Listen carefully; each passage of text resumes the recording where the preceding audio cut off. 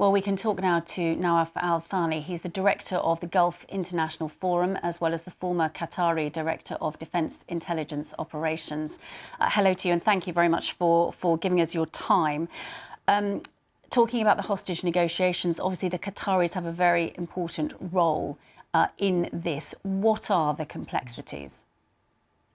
Well, thank you for having me, Sarah. The main complexity is time. As we see, we've moved from 4 days to 2 days, and now we're at a new extension of 24 hours.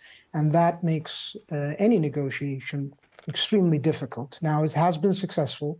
The Qataris are willing and wanting, actually, with the support of other negotiators, the Egyptians and the Americans, to move either for another extended humanitarian truce, or probably the hope is for a permanent ceasefire, which would be the ideal situation. Unfortunately, the situation right now is too complicated to see a permanent ceasefire happening within the next 24 hours. The situation last night, the truce deal was extended, but only at the very, very last minute.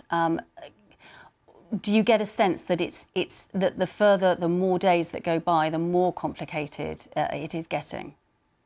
Absolutely. The hostage and prisoner exchange was parceled into 3 parts. The first being the women and children, the second, the civilians, male civilians, and the third, people that are serving our hostages from the IDF.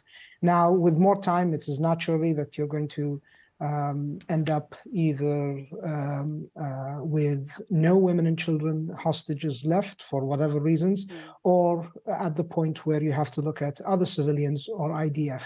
Now, that is going to be naturally a more complicated negotiation, and having those short incremental truces make things more complicated. Now, a permanent ceasefire would make things much easier for all parties, including the negotiators. But that is, again, as I said, something that is difficult to see happening, at least within the next 24 hours. What difference do you think it makes the diplomatic efforts are carrying on, obviously, behind the scenes? We've got Antony Blinken there back in the region today.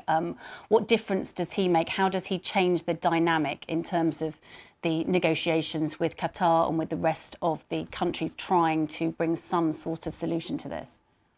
Well, I think what Secretary Blinken is doing in Israel today, and with the Palestinian Authority as well, is very important, because abandoning the idea from the Israeli government that there is a military solution to this situation is important. It is vital. There is no military solution to the problem in Gaza. And the sooner the Israeli government realizes that, the sooner we can go and move to a permanent ceasefire. Obviously, putting pressure on the Israelis for a ceasefire, a permanent one, would give more chance for humanitarian aid and for the negotiators to release more hostages, having more time. As you said, this was a last-minute extension. In fact, technically, it happened after midnight, so in the same day the extension happened. And this becomes more volatile the more we move closer to that point where we're talking about hours and not a permanent ceasefire. And you mentioned there the obviously very important element of humanitarian aid, that whilst this prisoner exchange, hostage exchange, there's that side of it, but there's also the fact that hundreds of trucks of aid are, at the moment, able to get into Gaza. Yes, the Israelis obviously control the entrance from the Rafah border crossing. It is a very tight bottleneck. Just as an example, the Qataris have sent over 1,000 or thereabouts 1,000 tons of humanitarian aid. That, amongst what the Egyptians and the international community are sending, are all at that bottleneck. And it's a drip approach that is not having the effect humanitarily that one would want. And the Israelis, through a permanent ceasefire or through an extended truce, and not a 24-hour truce, because logistics do take time, will have an impact positively on humanitarian aid. Unfortunately, that is not what's happening right now. Nawaf Al Thani, Director of the Gulf International Forum, thank you so much for your time. Thank you.